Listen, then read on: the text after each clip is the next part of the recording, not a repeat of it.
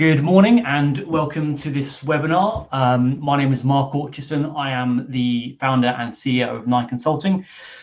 This webinar is a second in a series that we are now doing monthly on our cybersecurity findings.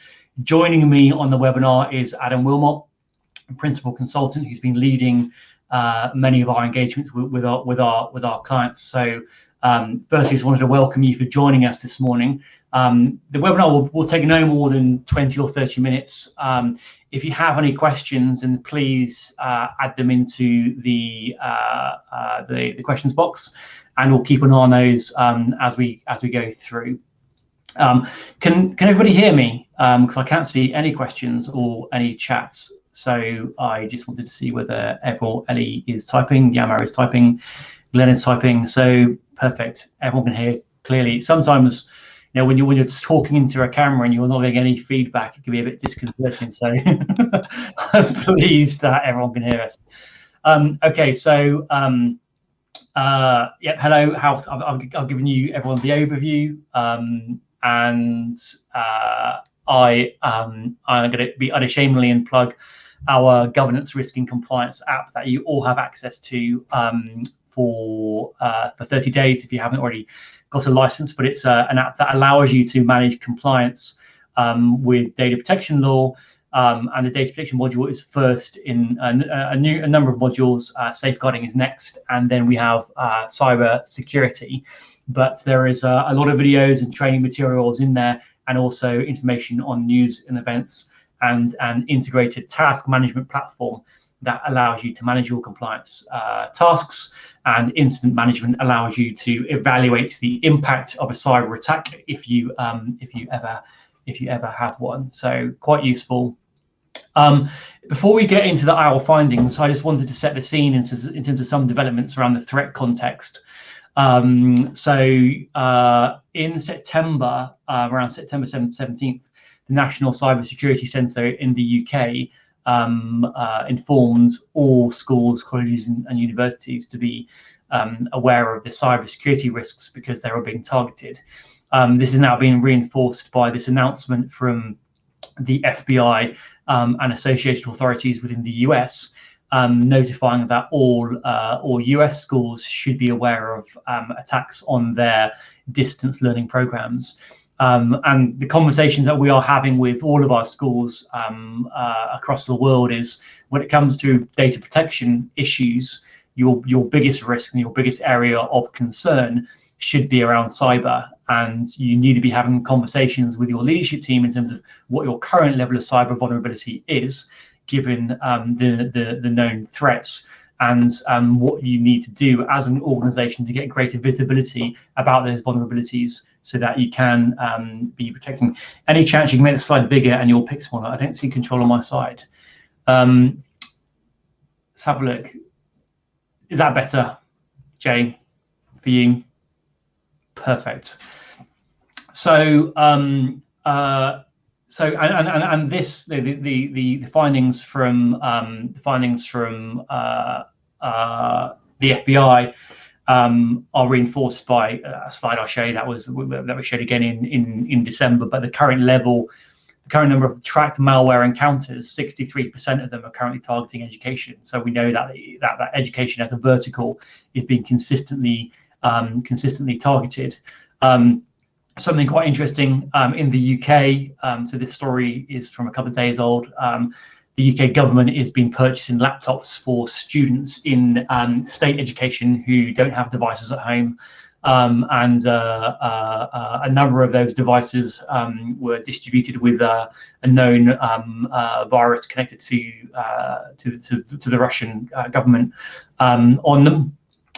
So there's a range of different issues there, and obviously there's SolarWinds that I'm sure you'll all be familiar with. Of the attack that took place over a number of months, and the impact of it has not been known, has not been quantified.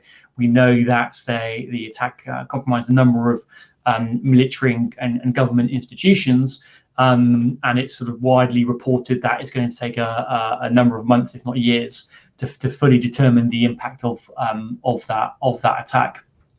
Referring back to the points on Microsoft, you can just follow this URL at the bottom, and it will take you through to the current trending analysis. I think checking it yesterday, education is 62.6% of the reported malware encounters over the past 30 days. So slightly down from December. And then we are still seeing regular reports within the press of schools being targeted, but the things that are reported, or the instances that are reported, generally speaking now, are mainly within US school districts. The smaller schools or independent schools, single schools, are generally less newsworthy than a significant impact on a school district, and you'll be able to see that just by looking at the news. So within in December, when we looked at our trending analysis, these were the vulnerability charts of the issues that were most likely going to lead to a systems being compromised. So the first one being vulnerabilities exposed by weak patch management, end-of-life operating systems, weak authentication, misconfigured systems, and weak access permissions on network shares.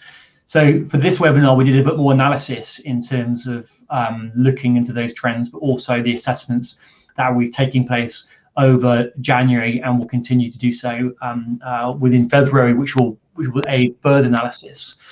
Now, in that analysis, more than 50% of the identified vulnerabilities are related to update management or end-of-life systems or software, highlighting this gap in device systems management and patch management processes. So that's more than 50% across all of the individual schools that we've assessed. And obviously, those weaknesses provide an attacker with a platform to exploit known vulnerabilities and escalate their privileges. Adam, from your perspective, based upon the types of issues we've identified in terms of the updates, what should schools be concerned about, and what can they be doing to minimize this? Because ideally, if we're doing this session every single month, we want to see that the percentages of this type of issue reducing over the next 12 months with our schools. Yeah, I mean, certainly it's mostly about awareness. So a lot of the vulnerabilities we do identify across core infrastructure is because of end-of-life systems. So 2003 XP, 2008, we're still seeing those legacy systems in place that are giving up the vulnerabilities because they're not being patched. So first and foremost is awareness, and as it states there, having a device systems management plan, retiring legacy devices when you can, implementing new systems that are up to date is first and foremost. We have seen a couple of instances where end-of-life servers, some of these legacy servers, have been powered on by complete accident because the hosting server, the ESX or the Hyper-V host, has been power cycled. And even though schools shut down legacy servers, they don't then go and disconnect the network, the virtual network adapter. So the host power cycles may be part of a routine maintenance or part of a power failure, and those servers come back online and they just sit there without kind of the wider IT department being aware of them. So it's kind of exposing in a slightly different way. So just little bits. If you can't fully decommission it and you rely on legacy servers, some schools do. They need finance for historical reasons. Just disconnect the LAN adapter is a little trick you can do on the virtual NIC, and that's going to stop that server coming back online again. Other areas are we've seen over the last month, we've seen applications being deployed across the network which have PHP or Apache or Drop Bear, fundamentally services which make applications function, but those smaller elements have either gone end of life or there's vulnerabilities, and that's really where you need to lean on your vendor, the provider of the software, to be able to help you update these smaller discrete software packages which make the software function. So I think ultimately it's running a vulnerability assessment to be able to identify where you need to patch, rather than trying to patch absolutely everything and try and look for the specifics. By running the vulnerability assessment, we're giving the clients the actual the pinpoint of what they need to do. And quite a lot of the time is speak to the vendor, update PHP, or just unplug that NIC on that virtual server, and that's really going to help. Okay, so you've got a number of issues there from what I've understood. You've got the issues with at an application level, the components that make up those applications from vendors aren't necessarily being updated, therefore that allows us to compromise those. Yes. Point one.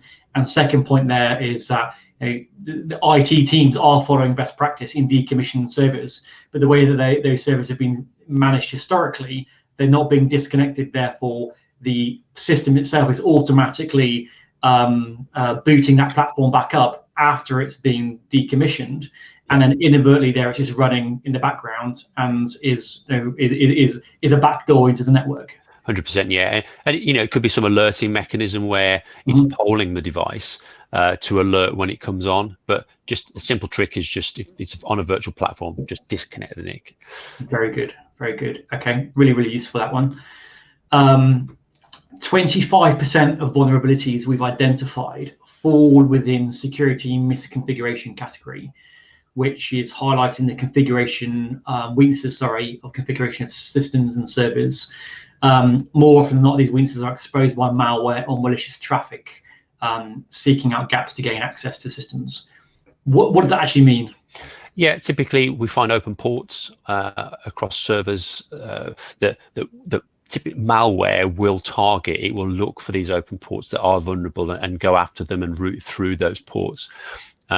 We've seen issues with configurations of core switches which have had FTP access enabled, and we've been able to actually get into, because of weak authentication mechanisms, we're able to gain access to kind of the underlying element of the infrastructure through that FTP access.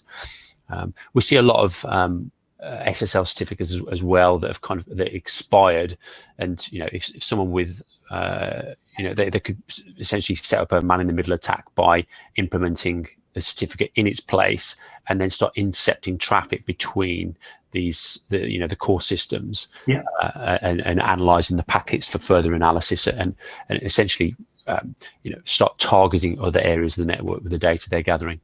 Okay, so I know we've got our vulnerability assessment, and then we've got our security and systems forced, the comprehensive 1,000 point check. So you've got this high level. Does the vulnerability assessment check off that port level configuration and looking at the certificates, or do you need to go further down to understand that? Yeah, the vulnerability assessment is really going to give you a point in time snapshot of what you need to action immediately within your network. A lot of what we're finding, update management, patch management, end of life systems, these weak configurations needs to go into the finer detail of why that's there. Are the policies? How do you go about managing these devices? Yeah. So the vulnerability assessment is, yes, we've got a problem. We need to shut our doors. We need to patch our holes. But then the security and systems assessment is, actually, these are the reasons why you've got these vulnerabilities, and that's how we kind of get to the root cause of the problem, to then start building in better processes and practices to reduce the vulnerabilities that appear further down the line. And we typically see 2 to 3 years of clients working with us, they start to get the better practices in place to reduce the vulnerabilities. Perfect. Okay. 10% of vulnerabilities identified are linked to weak authentication methods and can significantly undermine network security. Obviously authentication is really important, but it's interesting that at 10%, which I think, although it sounds like a small figure, that is quite substantial. Default accounts and passwords are often one of the first checks for a hacker, as the information on built-in accounts are publicly available on the internet. So can you provide some, I'm interested in a couple of things here. First of all, more information on what that actually means in terms of what is, what weak authentication are we seeing, but also, have you got any examples of where that would significantly undermine the network security of any of our schools? Yeah, I mean, weak authentication, a default password admin is it's like Christmas Day for a hacker. When we find them, and 10% doesn't sound a lot, but I've been surprised recently with how many we're finding. We're finding a lot of UPS network cards. The password is APC. username APC, password APC, which is all available on the internet. If you search for an appliance you have, you'll be able to find what the default password is. So first of all, on that one, anyone with an APC UPS on this webinar, go and do that check of your UPSs. Absolutely, yeah.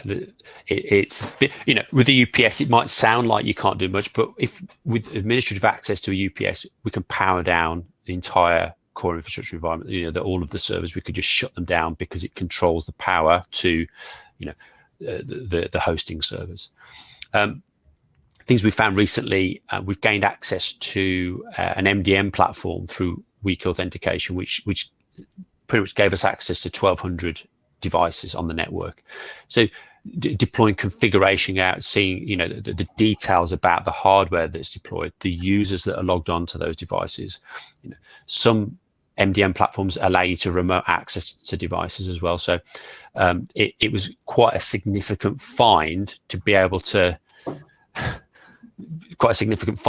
get onto the MDM platform and just see the wealth of information we could gather through that. So there's a lot of systems which have default accounts built in out of the box, and it's all about best practices implementing a system. Don't keep your admin user enabled. That is one thing a hacker will look for, or an attacker will look for, is the admin account. And some of the automated systems, the rootkits, will look for these accounts to try and compromise them first. When they get a standard password, it's an easy route into the system. So on that rootkit you just explained there, so you can actually, if you want to be a cyber attacker, you can actually get a kit that will automatically test all of the default passwords across a system's architecture. Yeah, certainly. I mean, there's something in the industry called a script kiddie. There's lots of these. The younger generation, that they don't have the experience of a full pen tester, but with the right level of access, they go to they run Kali Linux is something that we use and what the attackers would use, and built into that is a bunch of scripts, and all it is let's run this script against this device, and it will go away and find out what the weaknesses are, and it will automatically exploit them where possible. So there's a lot of the work is taken away from actually finding doing the manual aspects of it, but a lot of it is automated as well. So that tells me essentially, if you have these issues, that it's easy to identify, easy to compromise. Yeah. But at the same time, it's easy to really understand whether you have these problems, and it's easy to fix them. 100%. The vulnerability assessment, the tools that we use are the same tools that a hacker would use, help us identify that. So all of these weak authentication methods come from the tools that we're using, the scans that we use. It polls them, it finds them, and then we do some manual aspect of, okay, we've identified this MDM platform, let's see what we can find. And when we get something big like that, we start diving deeper. Can we get any credentials? Is it linked to another system? We try to think like an attacker, think like the bad guys. And really the best way to go about resolving this, vulnerability assessment number one, but audit your systems, audit what users you have on your systems. Do you have an administrator account? What is the password? Does it need to be enabled? Ideally, organizations should have a Mark Orchison admin account, an Willmott admin account, as well as a standard password. So you can identify who your users are. You can make sure they've got good passwords. And then you can track, actually Mark's logged into the system. I can see that he's done X, Y, and Z. Adam logged in, he's done this. So you've got an audit mechanism as well. So this is talking about systems and services. We can start building good practices. It's going to stop the vulnerabilities. It's going to build better practices. It's going to start giving you better audit mechanisms across your infrastructure. Brilliant. Okay. So I'll just slightly move on to a different topic at the moment. And what there has been a general movement with insurers to underwrite cyber. It's a growth market for many insurance companies to receive a new premium and underwriting risk. But in doing so, we quite often, for our clients, get asked to review their cyber insurance policy. And specifically, the question is, will this cyber policy pay out in the event that we have a successful attack, whether that be malware or whether it be something different. And we are seeing more requirements within the insurance policies around the protections that should be afforded to the insurer and by the school in order for that insurance to be valid. And many of the obligations are then require sort of linking back to the obligations of the GDPR, because 1/3 of that is around information security and cybersecurity, and that specifically requires organizations to follow codes of conduct and certifications such as 10 steps to cybersecurity, ISO 27001, and the NIST framework. So I think there needs to be a conversation within schools, and because the rhetoric that we're seeing from insurers is, yes, whilst we're happy to give that cover, the expectations that we expect of the organization are getting greater because of the prevalence of cyber attacks given the pandemic. And specifically for schools, insurers are looking at the total risk profile of every industry, and schools and education as an industry is being targeted by 2/3 of total attacks. Therefore, that you will see that those obligations are falling within your insurance policies. So one thing I would suggest at a leadership level is to have an evaluation of your cyber policy against what you're protected against versus actually your working practice. And that's something that we do with many of our schools, and something that we can help with. Another thing I just wanted to touch upon is that we do every week I'm doing 3 or 4. I was busy doing 3 or 4 leadership workshops with schools around the world, and quite often we'll scan their websites, and we will then see whether there's anything specific that's like a glaring error in terms of their protection from an external perspective, looking into the school before a lot of the things that we've spoken about that I haven't spoken about when we're internal to the network. And I would say that probably 20% of school websites that we're coming across, there are vulnerabilities that link back to school-owned applications or on-premise applications that are owned and run by a third party, or external-facing IP addresses.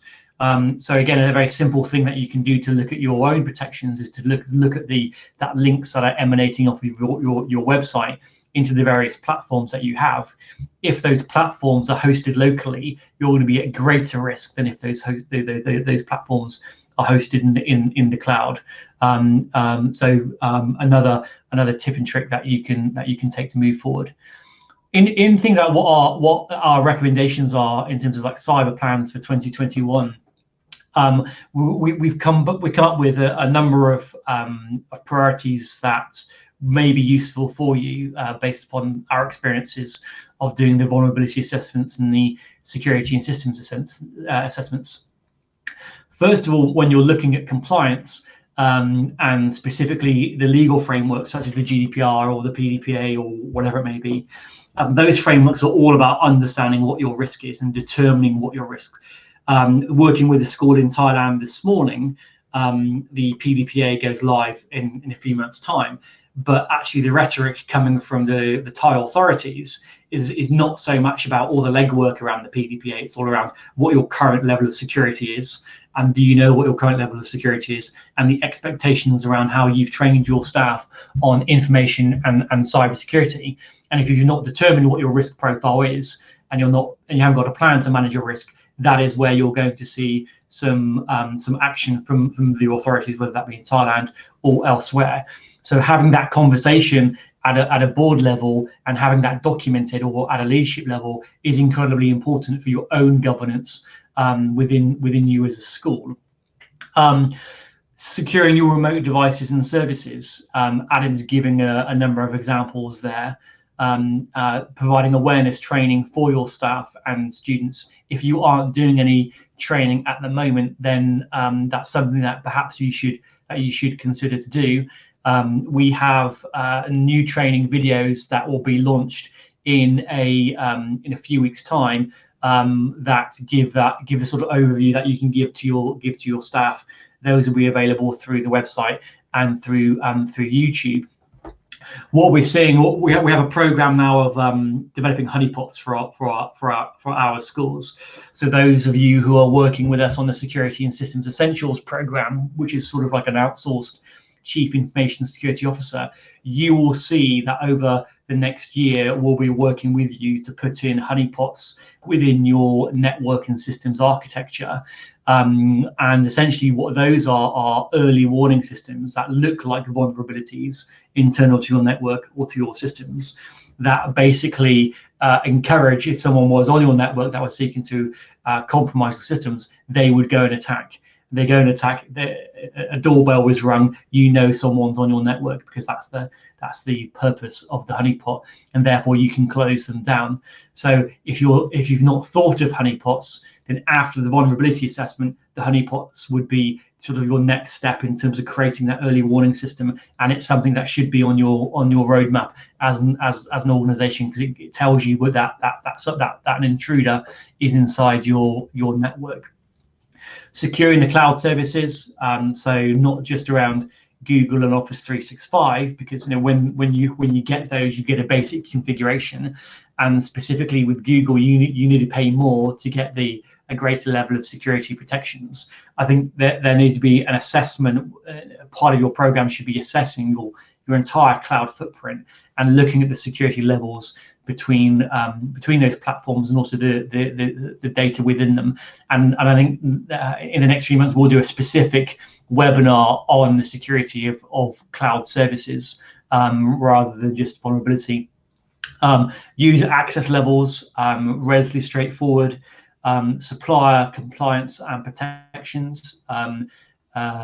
You will see more types of attacks over the next 12 to 24 months, such as the one on the Blackboard and Razor's Edge, and you understanding what the protections you have from your suppliers. Again, it is a legal requirement when you look at the GDPR, and if you have suppliers that aren't providing the relevant level of protections, then you need to be looking for someone else. So having that assessment, the app that, as I said, you all have 30 days access to. Later on in the year, we have a part of one of the features will benchmark and rate edtech providers who do to schools by specific departments. So you'll be able to evaluate your current suppliers, but also if you're looking for example, a new admission system, it will tell you which ones are more secure, or say they are more legally secure than other ones. Information security and data governance is a whole topic in itself. Insurance, I've touched upon. And importantly, if you're looking for your future protections over a period of time, and many of you are going through a budgeting process for your new budgets for the next financial year, looking at a framework such as the 10 steps to cybersecurity, or NIST, or ISO 27001, and breaking down the constituent components and what the likely cost is going to be in order for you to manage that compliance program. We can provide you with advice and guidance on that, but you yourself picking a specific framework and then communicating to your board and your leadership that that's the framework that you're going to follow, will only gives you some guiding rails, but also gives the school confidence that you're moving forward with something. Sorry, just to add to that, Mark, the determining the risks of the malware, I think everyone is at risk of that at the moment. I'm seeing through blogs and a lot of the channels that ransomware is going to be on the increase this year. So everyone is at risk of that. They seem to be more targeted towards kind of what we call the C-suite, the more executive members of the team. So think about your senior leadership team. Think about the people who've got a lot of keys to the castle. Try and put the most protection around those users as much as you can. Two-step verification, ensure that they're in a group within your XDR platform, malware platform, whatever it is you have, and try and protect them as much as you can. That's kind of top tip from me. Brilliant. So unless there are any questions, which I don't think they seem to be, I have just put the link in there to the 9 app if you're interested. There are a couple of videos in there on how to protect your school from cybersecurity threats and what the current threats are. So logging on for your trial, you can get access to those videos.